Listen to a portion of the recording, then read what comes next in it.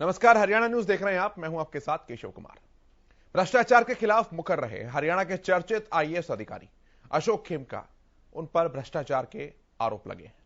अशोक खेमका की छवि भ्रष्टाचार का विरोध करने वाली अधिकारी के रूप में मुखर रही है। अपने 30 सालों की नौकरी में 54 बार ट्रांसफर होने वाले खेमका पर पंचकुला के सेक्टर 5 थाने में हरियाणा वेयर हाउसिंग कॉर्पोरेशन के एमडी संजीव वर्मा ने शिकायत दर्ज कराई है। हमेशा भ्रष्टाचार का विरोध करने वाले, भ्रष्टाचार के खिलाफ सरकार से सीधी टक्कर लेने वाले खेमका पर क्या आरोप लगाए गए हैं? आखिरकार क्यों किसी भी सरकार के लिए खेमका विलेन बन जाते हैं? खेमका पर लगे आरोपों में कितनी सच्चाई है? आज इसी मुद्दे पर हम चर्चा करेंगे, विस्तार से बात करेंगे। हरियाणा न्यूज से बात करते हुए अशोक खेमका ने क्या कुछ बताया, ये एक्सक्लूसिव बात और जानकारी भी आपको बताएंगे, लेकिन उससे पहले रिपोर्ट देखिए, पूरे मुद्दे को समझिए।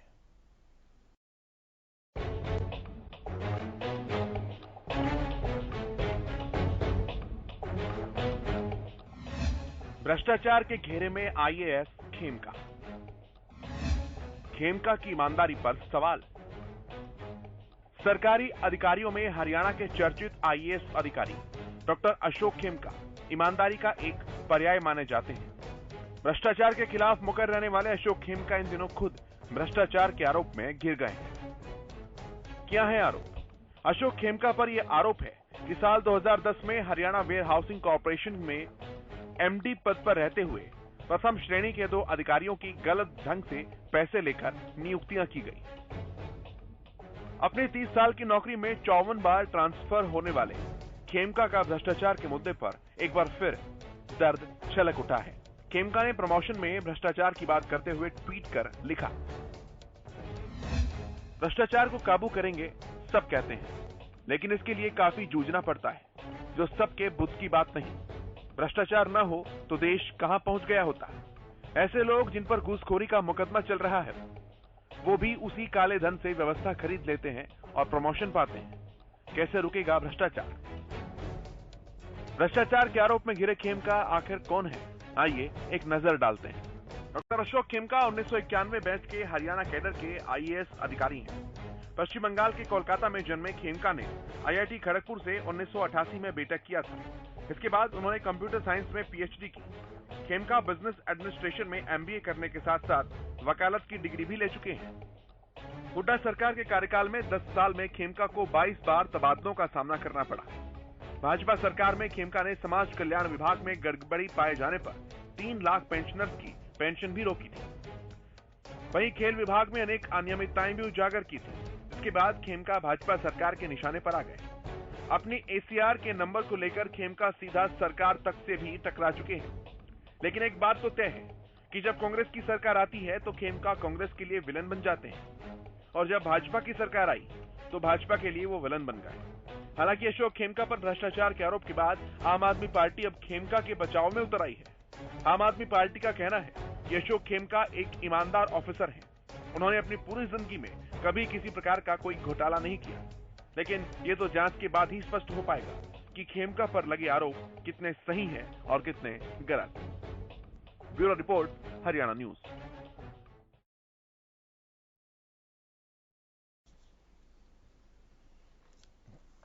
काफी सारे सवाल हैं और उन सवालों की जांच होनी भी चाहिए, लेकिन उस जांच से पहले कुछ सवाल और उठ जाते हैं। अशोक खेमका पर नहीं, बल्कि उन व्यवस्थाओं पर जो बार बार गड़े मुर्दे उखाड़ कर लेकर आती हैं। सवाल एक यह भी है जो सभी को परेशान करता है कि जो भी सत्ताधारी सरकार होती है, अशोक खेमका उसके लिए आखिरकार विलेन क्यों बन जाते हैं? सामान्य बोलचाल की भाषा में या आम नागरिकों के लिए किसी अधिकारी को कितना दरकिनार किया जा रहा है और किसी अधिकारी के कितनी बार ट्रांसफर या तबादले हुए हैं, यह उसकी ईमानदारी का एक सर्टिफिकेट होता है। अशोक खेमका की ईमानदारी अगर इस पैमाने पर नापें तो वो तो 100% दिखाई देती है, क्योंकि अपने कार्यकाल में 30 साल के कार्यकाल में अभी तक 52 बार किसी भी अधिकारी का ट्रांसफर होना इन तमाम चीजों को स्पष्ट कर देता है। लेकिन उसके बावजूद भी सवाल अगर उठे तो उठे कैसे? बात करेंगे इसी मुद्दे पर। जो पैनल मेरे साथ जुड़ा है उनका परिचय मैं सबसे पहले आपसे करा दूं। मेरे साथ सुरेश अरोड़ जी जुड़े हैं जो कि कांग्रेस के प्रवक्ता हैं। सुरेश जी, बहुत स्वागत है आपका। भूपेंद्र सिंह अहलावत जी हमारे साथ जुड़े हैं, भारतीय जनता पार्टी के प्रवक्ता हैं, बहुत स्वागत है आपका। अश्वनी दुल्हेड़ा जी अभी हमारे साथ जुड़ेंगे, आम आदमी पार्टी के प्रवक्ता और वरिष्ठ पत्रकार। राजकुमार सिंह भी कुछ ही देर में हमारे साथ होंगे।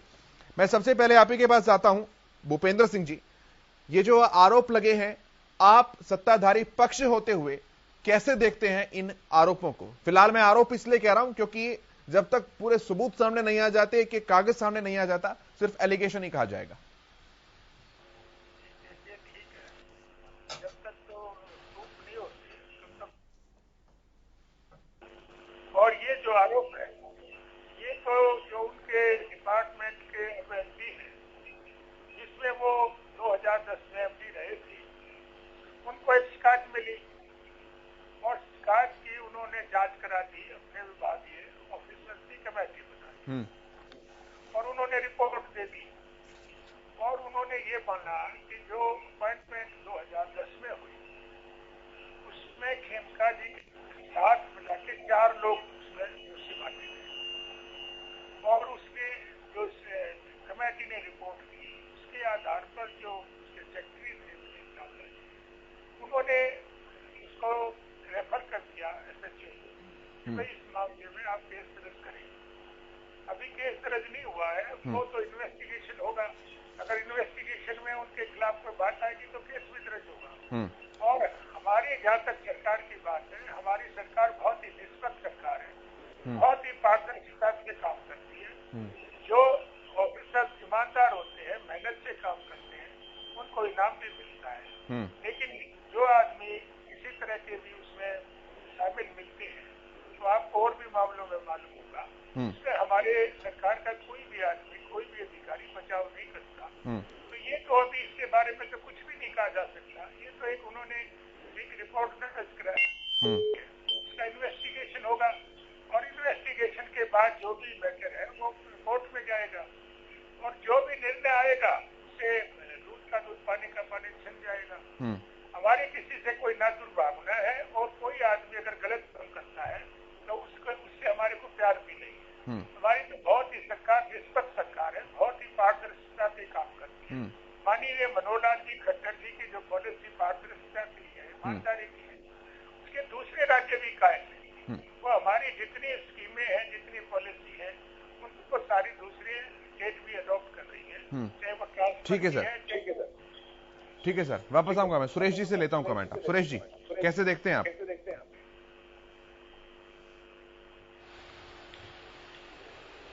देखिए, पहली बात तो यह है, आपने कहा कि अभी आरोप तय होने हैं।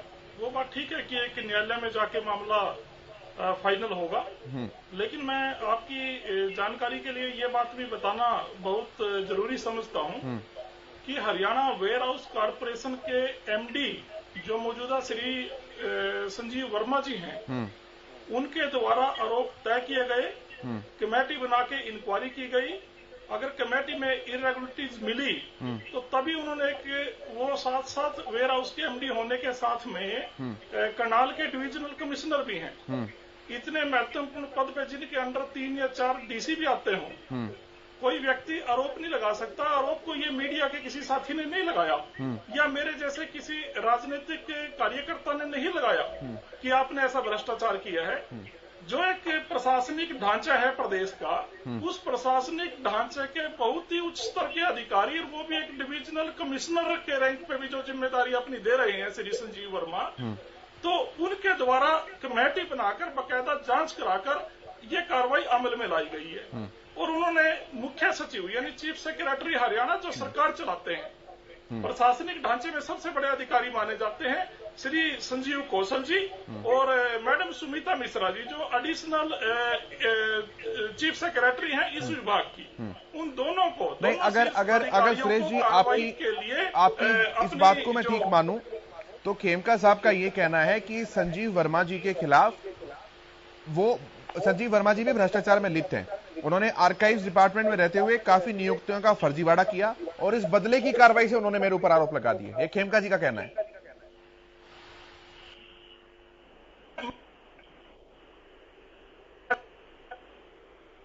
मैं वर्मा जी खेमका जी के मुताबिक, जैसे आपने मुझे बताया, भ्रष्टाचार में कहीं लिप्त हैं, तो अपने आप को ईमानदार और अपने आप को भ्रष्टाचार के खिलाफ मुहिम चलाने वाले कप्तान कहने वाले अशोक खेमका जी आज तक सबूत क्यों नहीं पेश कर पाए? संजीव वर्मा जी ने तो दूध का दूध और पानी का पानी करके दिखा दिया, और ये सिर्फ अखबारों की सुर्खियां बटोरने में रह गए अब तक। इसका मतलब दाल में कहीं काला है। मैं वैसे कोई कहने की ये बात नहीं है, मैं आपको ये भी बताना चाहता हूँ, इस सरकार ने, माननीय मुख्यमंत्री मनोहर लाल खट्टर जी ने तो जब शपथ ली तभी मान लिया था शायद अशोक खेमका जी ईमानदार नहीं है, या अशोक खेमका जी एक अच्छी छवि नहीं रखते। इसके लिए मैं उदाहरण देता हूं आपको। जब तक कांग्रेस की सरकार थी, अनाप शनाप बयानबाजी के लिए अशोक खेमका जी का बीजेपी पार्टी तालियां बजाकर दुरुपयोग या सदुपयोग करती रही अपने राजनीति के मुताबिक। लेकिन जब मनोहर लाल खट्टर जी ने शपथ ली, इस प्रदेश का जो राजनीतिक ज्ञान रखता है या कोई उच्च अधिकारी, सभी लोग जानते हैं कि अशोक खेमका जी मुख्यमंत्री के प्रधान सचिव बनने के लिए दिल्ली के हरियाणा पर खुलवा लिया था, नई बेल बॉटम सिलवा के, जो हरियाणा में ब्याह में सुनाई जाती थी ना पहले। वो तैयार होकर ये सोच रहे थे कि मैंने ये खेमका साहब ये सोच रहे थे कि मैंने वाड्रा जी के मामले में बीजेपी पे नंबर बनाए हैं और श्री वाड्रा को झूठा बदनाम किया है, तो मुझे तो मुख्यमंत्री का प्रधान सचिव यानी सरकार चलाने के लिए कप्तानी दी जाएगी। लेकिन बीजेपी ने उनका ना देकर आज के मुख्य सचिव श्री संजीव कौशल को उस समय प्राइवेट सेक्रेटरी बनाया और मैडम सुमित्रा मिश्रा को एडिशनल प्राइवेट सेक्रेटरी बनाया मुख्यमंत्री के। तो इस बात से यह साबित होता है कि बीजेपी को पता था ये सिर्फ अखबारों में सुर्खियां बटोरने के लिए, वाहवाही लूटने के लिए और दूसरों को बदनाम करने वाला अधिकारी है, जिसका उपयोग यहीं तक किया जाना चाहिए। कैथल में डीसी रहते हुए मैं बताना चाहता हूं आपको, कई लोगों को गलतफहमी है, कैथल में डीसी थे। हाँ बिल्कुल थे। और संजीव वर्मा जी एडीसी होते थे। और ये कांग्रेस के समय की बात है। कैथल शहर के बच्चे को, उद्योगपतियों को पूछ लेना अशोक खेमका जी का कार्यकाल कैसा रहा है। मेरे पास कई साथियों के, कई नागरिकों के, क्योंकि हमारी सरकार हुआ करती थी, आज भी मैं अगर मेरी पुरानी डायरी में, कड़ी कापी किताब में कोई कागज मिल गया, इनके खिलाफ भ्रष्टाचार के सबूत में दे सकता हूं आपको। अच्छा, इनसे भ्रष्ट अधिकारी आज तक नहीं देखा। इसी मनोहर लाल खट्टर सुरेश जी, ये तो बड़ा कंफ्यूजन, ये तो बड़ी कंफ्यूजिव सी बात हो गई वाड्रा जी की जमीन के मामले में। ये तो बड़ी कंफ्यूजिव सी बात हो गई भाई। कोई अधिकारी है, महाभ्रष्ट है जैसा कि आप कह रहे हैं, और वो अभी तक सर्विसेज में बना हुआ है। भाई आपकी, हाँ ठीक है मान ले सर, और आपकी सरकार में भी 22 बार तबादले किए गए हैं, एक बार टर्मिनेट कर देते। नहीं तबादला, मैं उसी बात पे आता हूँ प्लीज, मैं आपकी बात समझ गया। तबादला नागरिकों को परेशान करने के लिए भी किया जाता है। तबादला जब भ्रष्टाचार करने की कोशिश करते हैं तो कांग्रेस समय में तब भी किया जाता था। ये वो कांग्रेस पार्टी है जिसने आजादी ही नहीं दिलाई और अपने सुरेश कुमारी जैसे भाई आप किसी अधिकारी को, आप किसी नौकरशाह को, का तबादला कोई बड़ी, आप किसी नौकरशाह को महाभ्रष्ट कह रहे हैं, तो मैं तो ये कह रहा हूं कि उनका तबादला क्यों किया सर? सरकार में थे, टर्मिनेट करते, सस्पेंड करते, कोर्ट में जाते, दिखाते, सजा दिलवाते, सलाखों के पीछे लेकर जाते। उसके लिए वो भी बताता हूँ, उसके लिए डीगरा आयोग बनाया और खुद मनोहर लाल खट्टर जी ने बनाया आके। हाँ। जब हमारे नेताओं पे इन्होंने आरोप लगाए, बीजेपी ने भी उनको शाबाशी दी। हाँ। आज तक डीगरा आयोग की मैं हरियाणा न्यूज के इस जागरूक चैनल से अपील करता हूँ। हाँ। प्रदेशवासियों को दूध का दूध और पानी का पानी हो जाना चाहिए और डीगरा आयोग की रिपोर्ट रखी जानी चाहिए। ठीक है, मैं आऊंगा आपके पास। वाड्रा जी को बदनाम करने के लिए बीजेपी नरेंद्र ने जो षड्यंत्र रचा, वो डीगरा आयोग की रिपोर्ट कहाँ है? ठीक है। और तबादला कोई, एक और बात है, मैं आपके हरियाणा न्यूज के चैनल से 1 मिनट में अपनी बात खत्म करूंगा। जी। नेताजी सुभाष चंद्र बोस ने आईसीएस की पदवी इसलिए छोड़ दी थी कि आजादी के दीवाने थे। ये तबादले में शहीद होना चाह रहे हैं। ये अशोक खेमका जी, अरे ये देश तो, ये हिंदुस्तान तो, ये राष्ट्र तो नेताजी सुभाष चंद्र बोस का देश है, जहां उन्होंने अंग्रेजों से लड़ाई लड़ने के लिए आईसीएस की पदवी को ठोकर मार दी थी। और ये सिर्फ बदली में ही, कितना बड़ा छोटा सा स्टेट हरियाणा है, 10 पार्लियामेंट की सीट है, छोटे से स्टेट में 150-200 किलोमीटर में तबादले में फांसी आ गई इनको। कमाल की बात हो रही है। यहाँ जिम्मेदारों की फसल में 200-200 किले आग लग के राख होगी फूक के, उन पे कोई बात नहीं, इनको तबादले में दिक्कत होगी। जहाँ पर एसी भी मिलेगा, चपरासी भी मिलेगा, पीएन भी मिलेगा, आगे नौकर भी मिलेंगे। ठीक है, मैं आगे बढ़ता हूँ, फिर से लौट कर आ जाऊंगा। और ये काली भेड़ ये काली भेड़ हर जगह मिलती है, प्रशासनिक अधिकारियों में भी मिलते हैं। ठीक है, वापस लौटूंगा, दोबारा लौटूंगा और चीजों के और पॉइंट्स के साथ लौटूंगा।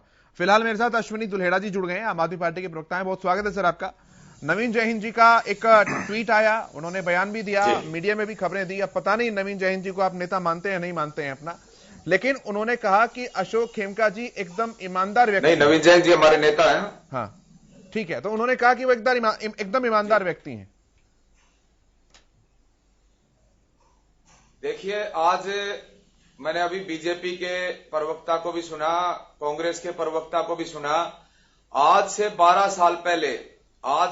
साल पहले जिस अफसर को क्लीन चिट मिल चुकी है, बीजेपी की सरकार को शर्म आनी चाहिए कि जो आज से 7 साल पहले जब कांग्रेस के शासनकाल में, जब कांग्रेस के भ्रष्टाचार के खिलाफ जब अशोक खेमका जी आवाज उठाते थे तो ये लोग तालियां बजाते थे और ये खूब बोलते थे कि भाई अशोक खेमका एक ईमानदार अफसर है।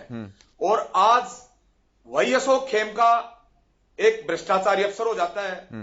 कांग्रेस वाले जो साथी कह रहे हैं, जब कांग्रेस की आवाज उठा रहे थे तो ये जो बात आज समझ रहे हैं, तो ये हरियाणा का जो एक ईमानदार अफसर है, आज ये मुर्दा जो सरकार है, इस मुर्दा सरकार की आवाज एक मर्द ऑफिसर उठा रहा है, ईमानदार ऑफिसर उठा रहा है। और जो आज की जो सरकार है, असल जो मुकदमा, असल जो जांच होनी चाहिए वो संजीव वर्मा के खिलाफ होनी चाहिए, जो ये एमडी रहे हैं। और आज अगर कोई जांच होनी चाहिए, इन लोगों के खिलाफ होनी चाहिए, सरकार के खिलाफ होनी चाहिए। अभी कांग्रेस के प्रवक्ता कह रहे थे कि उनकी दाल काली है। इन दोनों पार्टियों की सारी काली करतूत पूरा हरियाणा देख रहा है। एक ईमानदार अफसर के खिलाफ जो ये अभद्र भाषा का प्रयोग कर रहे हैं, कि भ्रष्टाचार के आरोप लगा रहे हैं, कि जिस अफसर ने ये जो आज ये उजागर जो भ्रष्टाचार 340 ऐसे भ्रष्टाचार इन्होंने उजागर किए, जिस अफसर के 56 बार तबादले किए गए हो, 22 तबादले कांग्रेस के शासनकाल में किए गए और 34 तबादले भारतीय जनता पार्टी के शासनकाल में किए गए। और ये जो अगर ये भ्रष्टाचार में लिप्त होते तो उस समय इनको टर्मिनेट करना था, उस समय इनको सजा देनी चाहिए थी।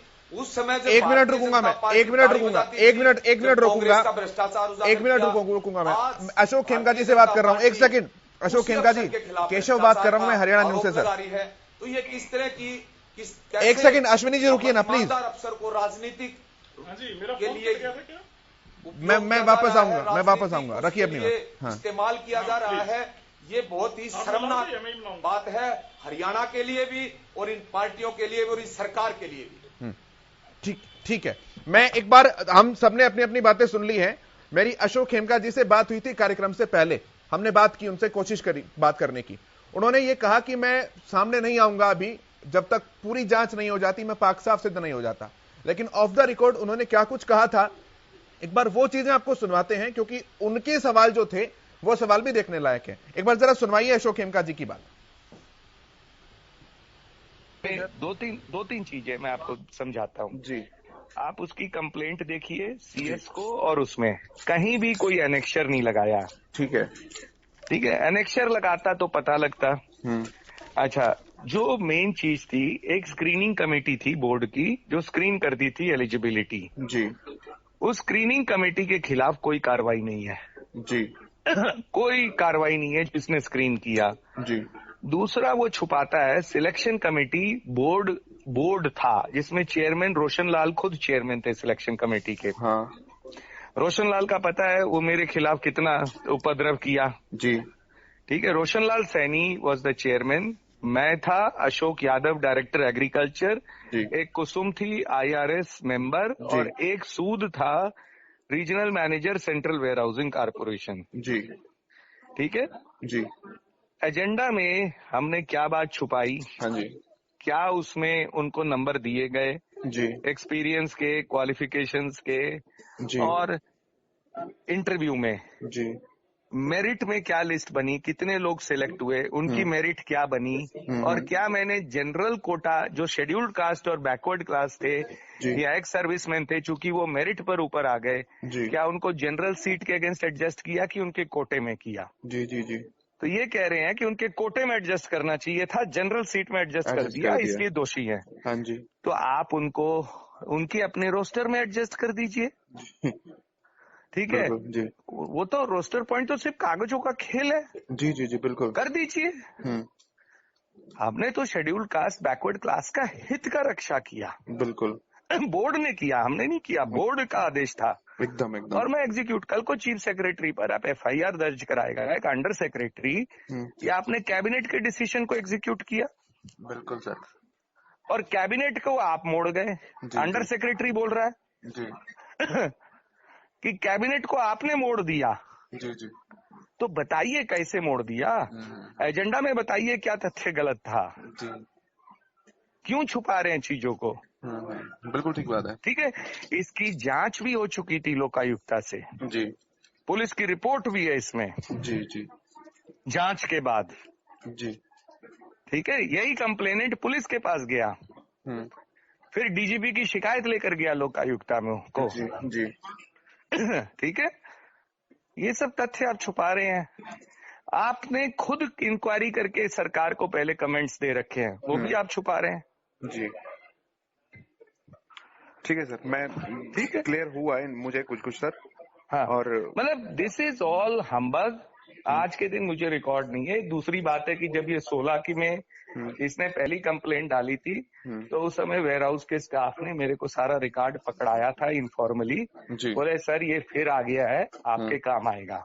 जी राइट। आज इस वजह से मेरा शायद थोड़ा बहुत बचाव है। जी जी जी। नहीं तो बचाव नहीं था। आप लोगों ने तो दोषी करार कर दिया। पैसे, ये बताइए इसके रेफरेंस में कहाँ पैसे लिखे हैं जो आप लोग कह रहे हो पैसे लेकर नियुक्ति दी।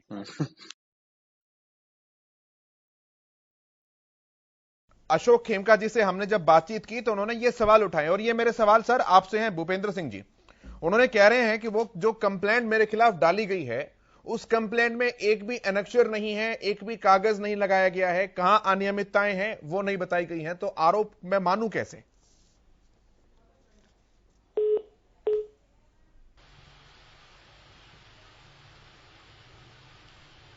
भूपेंद्र जी आवाज पहुंच पा रही है आप तक? फोन नहीं है उनका फिलहाल, दोबारा कोशिश करता हूं। मैं सुरेश जी यही सवाल आपसे करता हूं, सेम क्वेश्चन है। मैं बताऊं थोड़ा सा, आऊंगा सर आपके पास। सुरेश जी से एक बार जवाब लूं इस बात का। सुरेश जी देखिए, खेमका जी की जो बाइट अभी हरियाणा न्यूज ने सुनाई दर्शकों को, मैं भी सुन रहा था। उन्होंने लास्ट में इसमें जो बात बोली है कि इसमें पैसे का लेन देन कहां साबित होता है, तो असली बात यह है, पहले वो कह रहे थे इसमें ये नहीं लगाया वो नहीं लगाया, वो बात डिपार्टमेंटल थी, इंक्वायरी के अंदर की बात थी। डिपार्टमेंट की ना आप ज्यादा जानते ना मैं जानता। और इसी बात को जो एफआईआर के लिए उन्होंने आरोप पत्र भेजा है एमडी वेयर हाउस ने, तो यही चीज उसमें प्रमुखता से की गई है। इसमें एक चीज और भी है, उस आरोप पत्र में पोस्टिंग एक अधिकारी की होनी थी, 2 लगाए गए हैं। और आरटीआई में पूरा खुलासा है। खुलासा जो है वो रविंदर नाम के एक भाई हैं हमारे, उनको कितनी आपको उनको भी इस डिबेट में अगर लेते समय रहते, हमारी बात भी नहीं आपसे हो पाई, तो भी काफी सहयोग मिलता चीजों को जानने के लिए। उनको कितनी मतलब धमकियां तक मिली हैं, उनको आरटीआई में कितनी मुश्किल से उन्होंने डाटा इकट्ठा किया है। ये चीज नहीं है कि एक अधिकारी ने आके दूसरे, ऐसे तो फिर ये प्रशासनिक ढांचा चलेगा ही नहीं। इसके लिए तो मुख्यमंत्री मनोहर लाल खट्टर जी ने आपातकालीन मीटिंग बुलाकर प्रशासनिक अधिकारियों की तुरंत स्पष्टीकरण देना चाहिए प्रदेशवासियों को। अगर एक अधिकारी दूसरे पर झूठे आरोप लगा के ऐसे पर्चे दर्ज करवाएंगे तो ये प्रदेश कैसे चलेगा? ये तो और भी गंभीर विषय है जो खेमका जी कह रहे हैं। बात ये नहीं है, बात यह है कि आपने ईमानदारी से वो नौकरी लगाई या ना लगाई। हरियाणा न्यूज के ऊपर खेमका साहब को यह चीज स्पष्ट करनी चाहिए थी। आपने क्या वो अधिकारी, जब हरियाणा का बोर्ड है, सर्विस सिलेक्शन बोर्ड जो है, वो तो उनको भर्ती नहीं कर पाया, और खेमका साहब उनको भर्ती करते नजर आ रहे हैं। और साथ में आपको बदली इतनी जल्दी हो जाती है कि आप रूटीन के काम भी नहीं निपटा पाते, आप भर्ती की प्रोसेस भी कर लेते हो, सब कुछ कर लेते हो। आप ही के चैनल पे सुना मैंने कि इनकी तो बदली हर महीने होती थी। इतनी जल्दी बदली जिस अधिकारी की होती हो, और वो वेयर हाउस कॉर्पोरेशन में एक की जगह 2 अधिकारियों की नियुक्ति कर रहे हो, देखिए कितनी मजेदार बात है ये। रूटीन के काम नहीं हो पाते। अफसरों की टेबल के ऊपर मेज के ऊपर फाइलों का ढेर लगा होता है, रूटीन की फाइल निकालना भी बहुत बड़ी बात हो जाती है। तो सुरेश जी एक बात बताइए, मैं सुनिए, ठीक है, मैं पहले इतनी बात क्लियर कर लूं, इतनी बार क्लियर कर लूं सर, ठीक है।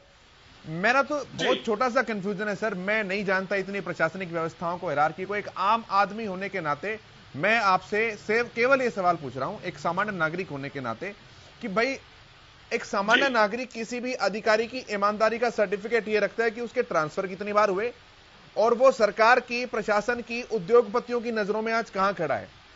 अशोक खेमका जी इस कैटेगरी के अंदर कहीं खड़े हुए दिखाई नहीं देते। नहीं, बिल्कुल नहीं। 56 उनके ट्रांसफर हो चुके हैं। नहीं, मैं सहमत नहीं हूं। ये सिर्फ बताइए, आप बताइए। मैं तो आम नागरिक होने के नाते बता रहा हूं। मैं पिछले 10 साल से ये प्रचार किया गया इस चीज का। हाँ, मैं बताता हूं। आम नागरिक कैसे अधिकारी को पहचानता है? आम नागरिक हमारे देहात में ऐसे अधिकारियों को पहचानता है जिस तरीके से कि वो दिनचर्या के अपने कार्य निपटाता है। आम आदमी को लाइन में जहां ना लगना पड़े। नहीं, आप देखिए ना, सरकारों ने स्थान कहां दिया? अभी कहां है अशोक खेमका? सरकारों ने स्थान कहां दिया? करप्शन ना कर पाई। सरकार ने स्थान कहां दिया? अभी कहां है Ashok Khemka? Science and technology department के प्रिंसिपल सेक्रेटरी।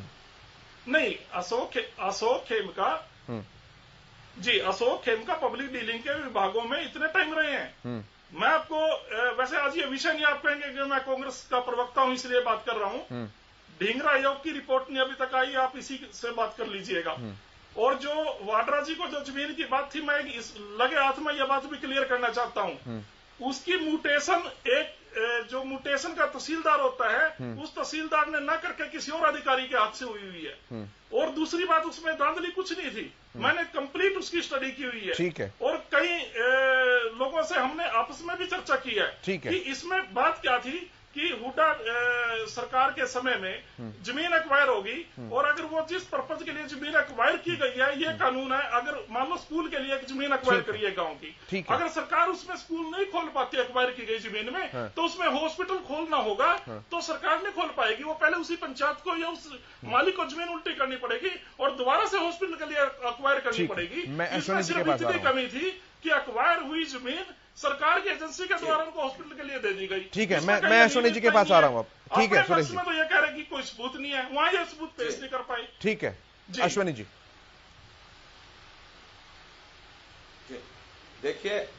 देखिए सीधी सी बात है केशव भाई, ये इसमें एक सीधी सी एक आम आदमी भी इस बात को समझ सकता है कि एक जो ईमानदार अफसर होता है और एक मालदार अफसर होता है, जो सरकार के नुमाइंदों को कमा कमा के देता है, उसके तबादले नहीं होते। और जो कमा के नहीं देता है, जो भ्रष्टाचार को रोकता है, उसको कोई रख के राजी नहीं होता। ये सीधी ही बात है। जब पूरी कांग्रेस रॉबर्ट वाड्रा, जो पूरी कांग्रेस का जीजाजी हुआ करता था, पूरी कांग्रेस जीजाजी करती थी। आज जब अशोक खेमका जी ने उनकी जांच उजागर की, जिससे पूरी कांग्रेस बैकफुट पे आ गई थी, और आज पूरी बीजेपी जो रॉबर्ट वाड्रा को कहती थी कि हम जेल में डालेंगे, अशोक खेमका जी ने इसकी जांच की है, सारी चीज की है, इनको हम जेल में डालेंगे, बीजेपी की सरकार आ जाएगी। जैसे ही बीजेपी की सरकार आती है, तो वही रॉबर्ट वाड्रा पूरी बीजेपी का फूफाजी हो जाता है। तो आज जिस तरीके से हरियाणा के अंदर एक ईमानदार अफसर पर उंगली उठाई जा रही है, ये सरकार के लिए भी शर्मनाक है और हरियाणा के लिए भी शर्मनाक है। अश्विनी जी, आप देखिए, यही बात मैं कह रहा हूं, ये जो पॉलिटिकल ट्रायंगल बनता है ना, जब सरकार कांग्रेस की होती है तो उनके लिए विलन हो जाते हैं, जब भाजपा की सरकार होती है तो उनके लिए विलन हो जाते हैं, और जो विपक्षी पार्टी या उभरती हुई पार्टी होती है उनके लिए खेमका जी हीरो रहते हैं, क्योंकि उनको मौका मिलता है सरकारों को घेरने का। देखिए, आम आदमी पार्टी शुरू से ही, आम आदमी पार्टी ने भी ईमानदार कर्मचारी हैं, एक बार उनके लिए हमेशा आम आदमी पार्टी खड़ी है भाई साहब। अब मैं और जब से आम आदमी पार्टी बड़ी है, मैं उस जगह से तुलना कर देता हूं, मैं उस जगह से तुलना कर देता हूं जिस जगह से आम आदमी पार्टी सत्ता में है। पर राजधानी दिल्ली के अंदर आप कितने अधिकारियों के नाम लेकर आए थे कि हम सत्ता में आते इनको जेल में डालेंगे? एक भी अधिकारी, एक भी नेता का नाम मुझे बताइए जो आपके कारण जेल में गया हो। नहीं है कोई। जब जैसे केशव जी, जब आम आदमी पार्टी सत्ता में आई थी तो आते ही हमने शीला जी के ऊपर मुकदमा दर्ज किया और अंबानी के खिलाफ मुकदमा दर्ज किया। जैसे ही जब ये चीज हुई तो इन्होंने एंटी करप्शन ब्यूरो थी जो जांच की एजेंसी थी वो दिल्ली सरकार से छीन ली। उसके बाद जितने भी अफसर थे, कई अफसरों को हमने जेल में भी भेजा था। जैसे ही एंटी करप्शन इनको एकदम से ये सतर्क हो गए कि पूरी दोनों के दोनों पार्टियों से नेता भी जेल में जाएंगे और इनके अफसर भी जो कमा के देते थे वो भी जेल में जाएंगे। तब से लेकर के इन्होंने ना तो वो जांच एजेंसी आम आदमी पार्टी को दी, अब पंजाब में आम आदमी पार्टी की सरकार बनी है, वहां सारी जो सरकार राज्य की जो एजेंसियां है वो उनके पास है। उसके हिसाब से जो जांच हो गया बाकी देखना भ्रष्टाचारी अफसर जेल में जाते हैं कि नहीं जाते हैं। आज देखिए भाई साहब, आज एक ईमानदार अफसर के ऊपर उंगली उठाई जा रही है और ये आम आदमी पार्टी नहीं, पूरा हरियाणा बर्दाश्त नहीं कर सकता इस बात को, क्योंकि अशोक खेमका जी एक ईमानदार अफसर है। वो ईमानदार अफसर आम आदमी पार्टी नहीं कह रही, हरियाणा नहीं कह रहा। जब इन सरकारों की जांच एजेंसियां थी, लोकायुक्त खुद उन्होंने ये क्लीन चिट दे दी थी कि अशोक खेमका जी 12 साल पहले की उन्होंने क्लीन चिट दे दी थी। पंचकुला के डीसीपी से जांच कराई गई थी, उन्होंने क्लीन चिट दे दी थी। तो आज 12 साल के बाद कौन सा जिंद निकला भाई, कौन सा जिंद निकला? जो रविंदर जी के पिता जिनको सस्पेंड किया गया था, आज वही संजीव वर्मा जो उसमें एमडी है, वो पूरी इन घोटालों में लिप्त है। जांच होनी चाहिए तो उनकी होनी चाहिए और उनकी जांच इसलिए जो सरकार को कमा के देते हैं जो लोग, उनके तबादले नहीं होते हैं। जो सरकार को भ्रष्टाचार से रोकते हैं तबादले भी तो उन्हीं के होते हैं। और आज खेमका जी तो इतने ईमानदार अफसर हैं, उनकी ईमानदारी की मिसाल पूरा हरियाणा देता है। और ये इन पार्टियों को शर्म आनी चाहिए। जो पहले बीजेपी की सरकार इनके लिए तालियां बजाती थी, ढोल बजाती थी कि ईमानदार हैं, अशोक खेमका जी बहुत ईमानदार अफसर है। और जब बीजेपी के आज भ्रष्टाचार उजागर करने लगे, बीजेपी के जो ये घोटाले उजागर करने लगे, 8,000 रजिस्ट्रियों के घोटाले उजागर होने लगे, तो वही अशोक खेमका भ्रष्टाचारी हो जाते हैं। तो शर्म आनी चाहिए बीजेपी की सरकार को कि आज पूरा हरियाणा इस बात को देख रहा है, पूरा देश इस बात को देख रहा है कि ईमानदार अफसर के ऊपर ऐसी उंगलियां उठाई जा रही है। ये शर्म की बात है इस सरकार के लिए भी, खट्टर सरकार के लिए। आज राजा हरिश्चंद्र का जो ढोंग, जो झूठा मोड़ बांध करके ये सरकार में आए थे कि हम ये सारी चीजें करेंगे, भ्रष्टाचार के खिलाफ लड़ेंगे, आज कहां है? हर गली में, हर अफसर के नीचे, हर एक अधिकारी के नीचे भ्रष्टाचार हो रहा है, तहसीलों में भ्रष्टाचार। मैं भूपेंद्र जी से जवाब दे रहा हूं एक बात का। टीटीपी सुरेश जी के पास कमा रहे हैं। ठीक है सर, सारी चीजें हर जगह घोटाले, रजिस्ट्रियों के घोटाले आप रोज देख रहे हैं। मैं भूपेंद्र जी के पास आ रहा हूं। 500 रुपए गज रजिस्ट्रियों के घोटाले हो रहे हैं भाई साहब, निर्धारित किए हुए हैं। मैं भूपेंद्र जी के पास आ रहा हूं। ये लोकल करप्शन जो है सर, ये पूरे देश की समस्या है, दिल्ली भी इससे अछूती नहीं है। कोई बात नहीं, लेकिन मैं आगे बढ़ रहा हूं, भूपेंद्र जी के पास आ रहा हूं। देश की समस्या नहीं, पूरे हरियाणा की सबसे विकट समस्या है। देश की समस्या है सर, देश की समस्या है। भ्रष्टाचार को खत्म करेंगे। आप हरियाणा की बोल रहे हैं, मैं कह रहा हूं देश की समस्या है। पूरे हरियाणा में हम हरियाणा की बात करेंगे, क्योंकि मैं हरियाणा से आता हूं। हरियाणा में जिस बात की लेकर, नहीं सर, ऐसे तो मैं भी दिल्ली से आता हूं, मैं भी दिल्ली की बात कर लूंगा। ऐसे नहीं होता ना सर, आप जिम्मेदार पार्टी के प्रवक्ता बनकर बैठे हैं, तो जहां आपकी पार्टी सत्ता में होगी कमियां तो वहीं निकलेंगी। जहां आप सत्ता में नहीं है वहां से कमियां कोई कैसे निकालेगा आपकी? कोई बात नहीं, लेकिन मैं आगे बढ़ रहा हूं। आप बताइए दिल्ली सरकार ने। कोई बात नहीं, मैं अलग से डिबेट रख लूंगा एक मुद्दे पर। आज डाइवर्ट नहीं हो रहे हैं। ठीक है सर, ठीक है सर। अगर किया तो उसको आम आदमी पार्टी ने 1 सेकंड ही लगाया निकालते वक्त। ठीक है, मैं आगे बढ़ रहा हूं। मैं भूपेंद्र सिंह जी के पास आ रहा हूं। भूपेंद्र जी, आवाज पहुंच पा रही है आप तक? जी। पंचकुला के एसीपी विजय नेहरा ने यह कहा है कि नियुक्तियों में धांधली को लेकर 4 लोगों पर आपराधिक मामला दर्ज करने की शिकायत हरियाणा भंडारण निगम के प्रबंध निदेशक की तरफ से आई है। शिकायत किसकी तरफ से आई है मैंने आपको बताया। उन्होंने कहा कि उसकी जांच कर रहे हैं, शिकायत के सही पाए जाने पर जो कार्रवाई होगी वो कार्रवाई की जाएगी। सर मुझे अब एक बात बताइए, अशोक खेमका जी को मैं साइड में छोड़ देता हूं, एक और अधिकारी आपकी सरकार के, क्या वो प्रशासनिक सेवा नियमों के बारे में नहीं जानते हैं कि किसी भी प्रशासनिक सेवा अधिकारी पर कोई भी कार्रवाई जब हो सकती है जब उसके आदेश मुख्यमंत्री की तरफ से होते हो? तो ये पब्लिसिटी स्टंट लग रहा है सर इन चीजों से। मैंने दोनों आदरणीय प्रवक्ताओं की बातें सुनी, मैंने कांग्रेस के प्रवक्ता की बात सुनी और आम आदमी पार्टी की भी बात सुनी। एक तो मैं दोनों प्रवक्ताओं से प्रार्थना करूंगा कि शालीनता और सभ्यता वो प्रवक्ता की जिम्मेवारी होती है वो रखी। पार्टी के बारे में शर्म नहीं आती, इतना नहीं आती, जैसे शब्दों का यूज न करें तो अच्छी बात है। ये सारे हरियाणा को पता है कि कौन सी पार्टी किस सदस्य की पार्टी है। और इन्होंने जो कांग्रेस के प्रवक्ता ने बात की, उन्होंने अपनी भड़ास निकाली कि खेमका जी ने जब वो वार्ता डील हुई थी इसमें एक्शन लिया था, और वो तो इनको पूरा का पूरा दोषी बता रहे हैं। और आम आदमी पार्टी के जो प्रवक्ता है वो पूरा का पूरा जैसे उन्होंने डिसीजन लेना हो वो बिल्कुल ही उसको पास साफ बता रहे हैं। देखिए, हमारी सरकार, भारतीय जनता पार्टी की सरकार न किसी को बचाती है और न किसी को बचाती है। बीजेपी आम आदमी पार्टी नहीं, आज से 7 साल पहले बीजेपी भी ईमानदार बताती थी।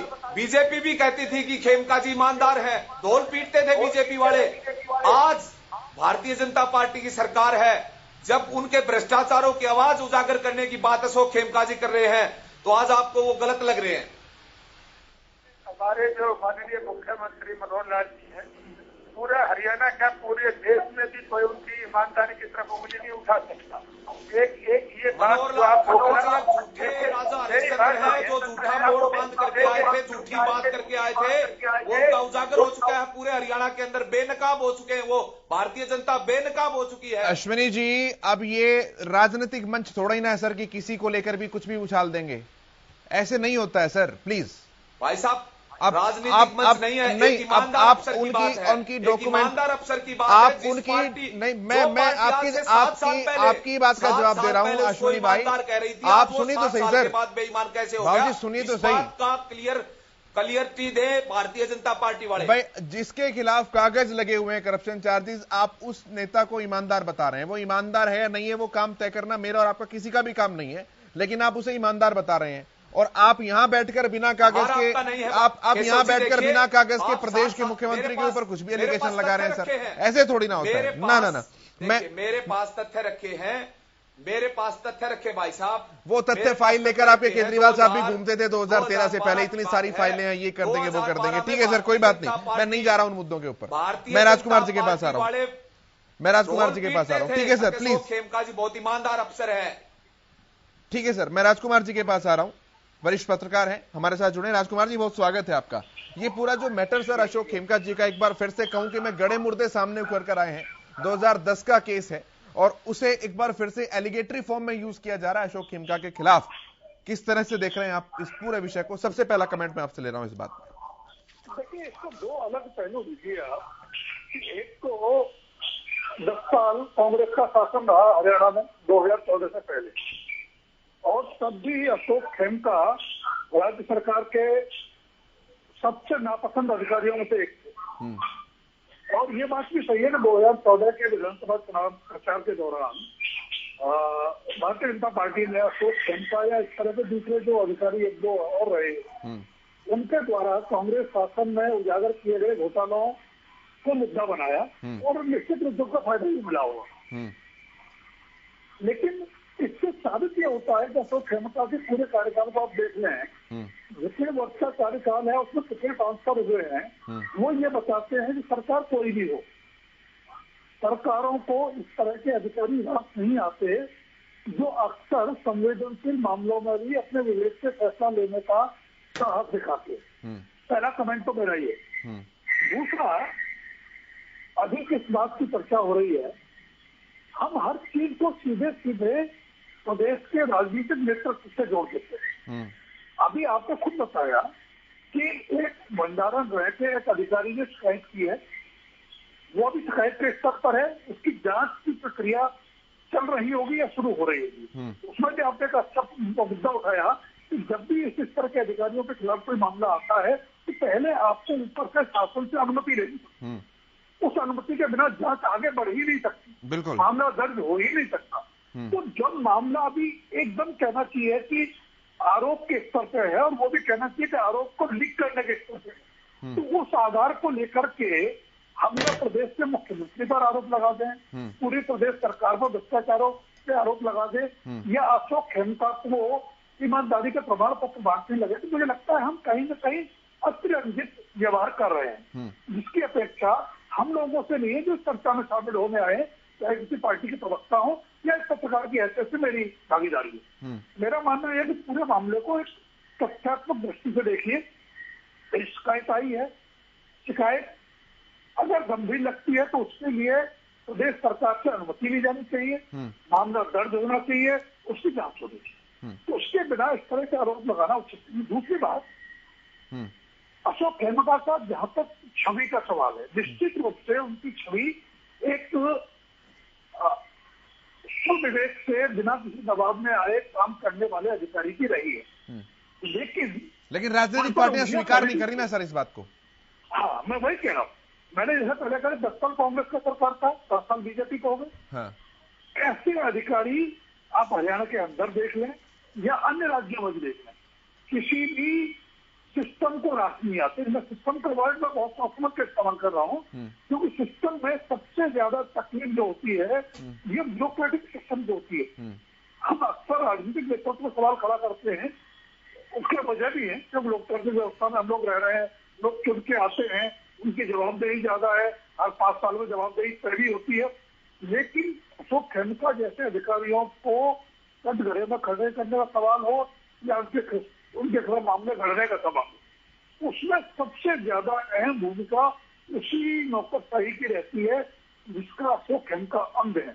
यानी नौकरशाही भी अक्सर ईमानदार अधिकारी के साथ खड़े नहीं थी, क्योंकि बड़े दुख के साथ में कहना पड़ रहा है कि नौकरशाही का एक बड़ा तबका हमेशा अपने कामकाज को लेकर, अपने फैसलों को लेकर के या अपनी राजनीतिक संलिप्तता को लेकर, मैं सुरेश जी से जवाब लेता हूँ इस बात, और उसको भी ऐसे अधिकारी ना रास नहीं आते। ठीक है सुरेश जी, जवाब। जी देखिए, एक तो आप पार्टी के साथी के द्वारा एक बात बोली गई कि पहले वाड्रा जी का मामला उठाया गया, वो करप्शन में लिप्त मिले, उनको फेवर की गई। मैं बड़े दावे के साथ ये बात कहता हूं कि 2016 में जहां तक मुझे याद है, मनोहर लाल खट्टर जी के राज में ढींगरा आयोग का गठन किया गया था, जो सिर्फ वाड्रा जी के आरोपों को तय करने के लिए बनाया गया था। उस आयोग की आज तक रिपोर्ट नहीं आई। और दूसरी मुख्य बात, अपने खेमका जी की तो बात ही छोड़ दीजिएगा, जो वाड्रा जी ये कह रहे सारे देश के सबसे बड़े वो नेता थे, मैं उनको बताना चाहता हूं कि श्री नरेंद्र मोदी जी को 2019 में इलेक्शन से पहले श्री वाड्रा ने एक पत्र लिखा कि माननीय नरेंद्र मोदी जी, माननीय प्रधानमंत्री जी, आप मेरे को बदनाम करके प्रधानमंत्री की कुर्सी तक पहुंचे थे, 5 साल आपने प्रधानमंत्री के तौर पर राज भी कर लिया, अब आप दोबारा जनता में वोट मांगने जाओगे, लोग आपसे पूछेंगे आपने वाड्रा के खिलाफ क्या कार्रवाई की, आप क्या जवाब दोगे। इसलिए मैं आपको याद कराता हूं, शायद आप भूल गए, मोदी जी की मेरे खिलाफ कार्रवाई अमल में लाइए अगर आपके पास कुछ सबूत है। जहां प्रधानमंत्री घुटने टेक चुके हों वाड्रा जी के आगे इन झूठे आरोपों में, यानी वो साबित करने में नाकाम रहे हो, तो सीबीआई नाकाम रही हो, तो ये आरोप निराधार हैं और ये जीजाजीरी इस टाइप की बात डिबेट में शोभा नहीं देती। तो सर अगर यही पैमाना है सुरेश जी, आप देखिए अपनी बात में विरोधाभासी हो रहे हैं। सुरेश जी मैं 1 मिनट के लिए रोक रहा हूं, आप अपनी बात में विरोधाभासी हो रहे हैं। मतलब किसी भी आरोप सिद्धि का तरीका केवल यही है ना, आरोप सिद्ध जब माना जाएगा जब वो सलाखों के पीछे हो। वाड्रा साहब के खिलाफ कोई कार्रवाई नहीं हुई, इसका मतलब आप उन्हें पाक साफ कह रहे हैं, तो फिर अशोक खेमका कैसे दोषी हो जाते हैं सर? मैं आपकी बात समझ गया, प्लीज लिसन में, मैं आपकी बात समझ गया। यहां बिल्कुल विरोधाभास तनिक भी नहीं है। मैं ये कह रहा हूं कि श्री संजीव वर्मा एक वरिष्ठ आईएएस अधिकारी है, हरियाणा वेयर हाउस कॉर्पोरेशन के एमडी हैं, साथ में करनाल जैसे मुख्यमंत्री के गृह क्षेत्र के डिविजनल कमिश्नर हैं। तो क्या ऐसा अधिकारी अनाप शनाप आरोप ऐसे ही लगा देगा किसी पत्रकार की तरह या किसी मेरे जैसे राजनीतिक कार्यकर्ता की तरह? दोनों बातों में फर्क है। केजरीवाल तो एक लाइनदार कॉपी का कागज रखता था, पूरे ब्रह्मांड के घोटाले कहता था इसी कागज में है, वो मैला हो गया, फट गया, जेब में रखता था और इस पेन की तरह बोल देता था कि इस कागज में, इस लिस्ट में सबके घोटाले हैं। इनका कहीं ना कहीं आप पार्टी जो आरोप तो कोई भी किसी पे लगा दे सुरेश जी, आप पार्टी का आरोप तो कोई भी किसी पे लगा दे, लेकिन मैं गैर राजनीतिक बात कर रहा हूं। नहीं, मैं गैर राजनीतिक बात का है। आप अगर रॉबर्ट वाड्रा के साथ तुलना कर रहे हैं इस बात की, तो मैं सवाल ये पूछ रहा हूं कि जो सलाखों के पीछे नहीं है, आप उसे कैसे भ्रष्टाचारी कह रहे हैं? मैं इसलिए कह रहा हूं कि प्रशासनिक ढांचा ध्वस्त हो जाएगा। आप श्री संजीव वर्मा की प्रशासनिक पोजीशन को ध्यान में नहीं रख रहे, ये क्वेश्चन मुझसे पूछते हुए। ना बिल्कुल रख रहा हूं सर, मैं बिल्कुल रख रहा हूं। कमिश्नर ऐसे आरोप लगा देगा। आप ये देखिए ना, एक कमिश्नर आपके साथ अगर कोई डीसी नहीं, अगर ऐसी बात है तो सुनिए तो सही, वही तो मैंने कहा, जो सिविल सर्विसेज प्रोविजन है, क्या वर्मा साहब उन चीजों की कॉपी लेकर मुख्यमंत्री के पास गए कि सर मुझे परमिशन दीजिए या आप कार्रवाई कीजिए? मीडिया के थ्रू एप्लीकेशन लगाएंगे क्या? देखिए, बिल्कुल उन्होंने बिल्कुल प्रोसीजर को फॉलो किया होगा। नहीं किया ना। एक बात और कहना चाहता हूं, आप होगा बोल रहे हैं, मैं कह रहा हूं नहीं किया। श्री संजीव वर्मा अगर नहीं भी किया होगा तो उनका अपना एक कमेटी है, उनकी अपनी अथॉरिटी होती है। अधिकारी नहीं है सर, अधिकारी नहीं है। आप प्रिंसिपल सेक्रेटरी के खिलाफ एक विभाग के अध्यक्ष होने के नाते कार्रवाई नहीं कर सकते।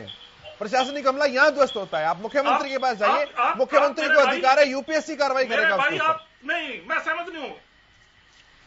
आप नहीं, आप यहां भी गलत बोल रहे हो। वो एक बड़े अधिकारी जो आज मैं आप बता रहे हो ना, एडिशनल चीफ सेक्रेटरी से कर रहे हैं, वो नहीं कर रहे। वो तत्कालीन उस समय 2010 में वेरा उसके एमडी के खिलाफ कार्रवाई कर रहे हैं, और उसी पोस्ट पे आज वो समकक्ष बैठे हुए हैं। आज खेमका साहब चाहे प्रधानमंत्री बन जाएं, लेकिन उस समय वो क्या थे? उस समय वो संजीव वर्मा जी वाली नहीं, ये बात गलत है सर, ये बात गलत है। मैं आपको कनेक्ट कर देता हूं। सुनिए सर, मैं सुरेश जी आप ही के सवाल में सवाल पूछ लेता हूं। भारतीय राष्ट्रपति के लिए यह व्यवस्था है कि राष्ट्रपति पद पर रहते हुए उसे गिरफ्तार नहीं किया जा सकता, मानते हैं ना? मैं एग्जांपल दे रहा हूं आपको। अब अगर किसी ने राष्ट्रपति पद से पहले कोई ऐसा काम किया जो राष्ट्रपति बनने के बाद उसका आरोप सिद्ध होता है, तो आपके अनुसार तो वो राष्ट्रपति अभी यही नहीं, वो तो उस समय का कानून उसके ऊपर चलेगा, उसे गिरफ्तार कर लीजिए। अगर आपके इस फॉर्मूले को मैं मानूं तो जो व्यक्ति वर्तमान में सर उसी को तुलना करेंगे ना आप। होगी अगर आप अरेस्ट करने की बात अलग है, वो प्रावधान का अलग है। नहीं, आप अलग कैसे है सर? वो देखिए, आज आप ये कह रहे हैं कि इतने वरिष्ठ अधिकारी के खिलाफ कार्रवाई बिना सरकार की परमिशन के ले ली। मैं ये कहता हूं परमिशन नहीं, वाया सरकार को इंक्लूड करने के बाद, सरकार को इंक्लूड करने के बाद कह रहा हूं सर, मैं परमिशन नहीं कह रहा। परमिशन के बाद भी अधिकार नहीं है, परमिशन के बाद भी अधिकार नहीं है। अधिकार केवल मुख्यमंत्री के पास है। आवश्यकता नहीं थी। I think this was not required. Absolutely, sir, it is a requirement, sir. नहीं कर सकते। No, sir, absolutely this is requirement, sir. आप टेक्निकली आप भी पता कर लीजिएगा, कल फिर डिबेट कर लेते हैं। मैं तो पता करके बैठा हूं बाबूजी। और एक बात मैं और कहना चाह रहा हूं, मेरी बात आपने अधूरी रख दी। प्लीज, एक बात मैं और कहना चाह रहा हूं। जो ईमानदारी का ढिंढोरा पीटा जा रहा है मीडिया के द्वारा, श्री अशोक खेमका कर बीजेपी पीटती थी आज से पहले। कोई मीडिया ढिंढोरा नहीं पीट रही है, कोई मीडिया ढिंढोरा नहीं पीट रही है, कोई मीडिया ढिंढोरा नहीं पीट रही है। केवल जो एलिगेशंस हैं, मैं उन एलिगेशंस को लेकर के बात कर रहा हूं आपके ऊपर। मेरे पास कागज है, मैं पहले भी कह चुका हूं। नहीं सर, सुरेश जी मेरे को क्लैरिफाई करने दीजिए। मैं पहले भी कह चुका हूं कि मैं और आप कोई होते ही नहीं है तय करने वाले कि वो ईमानदार है या नहीं है। मैं केवल जांच प्रक्रिया के ऊपर सवाल उठा रहा हूं। मेरा सवाल केवल यह है कि कार्रवाई मुख्यमंत्री करेंगे या किसी विभाग के अध्यक्ष करेंगे सिविल सर्विसेज प्रोविजन के तहत। मैं आपकी बात का स्वागत करता हूं कि आप उनको ईमानदार नहीं कह रहे। धन्यवाद। मैं बेईमान भी नहीं कह रहा हूं, मैं बेईमान भी नहीं कह रहा हूं। उठाई जा रही है वो भी, हाँ कोई बात नहीं, वो चलो अच्छी बात है, मैं मान लेता हूं। लेकिन मैं ये बात कहना चाहता हूं आपसे काफी देर से, जिस संजीव वर्मा जी के ऊपर भी उंगली उठाई जा रही है कि उन्होंने अपने द्वेष के चलते अशोक खेमका जी को इस आरोप में लपेटा है, वो संजीव वर्मा जी भी कई घोटालों का आपने पता होगा कि मैं इस बात को भी ठीक नहीं कह रहा सर, मैं इस बात को भी ठीक नहीं कह रहा। ये तय करना मेरा और आपका काम नहीं है। भाई अशोक खेमका जी अगर ये बात कह रहे हैं कि मेरे खिलाफ बदले की कार्रवाई की जा रही है, तो ये तय करना भी मेरा और आपका काम नहीं है, कोर्ट तय करेगा। लेकिन एक प्रोसीजर को तो फॉलो करें ना सर। नहीं, हम ये नहीं कह रहे, मैं ये कह रहा जिस अधिकारी ने कार्रवाई को अंजाम दिया वो भी एक ईमानदार अधिकारी है, उन्होंने बीच घोटाले को उजागर किया। आप तो ऐसा कह रहे हैं, आपके फॉर्मूले को मैं मानूं तो एक कैबिनेट मंत्री दूसरे कैबिनेट मंत्री को बर्खास्त कर सकता है, क्या संभव है? नहीं है। जो कानून भी तो नाम की कोई चीज होती है ना sir. Constitution is the first book क्या कहना चाह रहा हूं टू बी फॉलोड। मैं आपको सिर्फ एक बात कहना चाहता हूं, दो शब्दों में अपनी बात खत्म करूंगा, एक सेकंड में। मैं ये कहना चाहता हूं, जब पैसे लेकर नौकरी लगाने के आरोप में ओम प्रकाश चौटाला को जेल में हो सकती है, अजय चौटाला को जेल हो सकती है, पूर्व मुख्यमंत्री थे, तो अशोक खेमका किस खेत की बुली है? अगर आरोप सही पाए जाते हैं, हाँ वही तो नहीं, सुनिए आप ही की बात, आरोप सही कौन करेगा? कोर्ट करेगा या मैं करूंगा?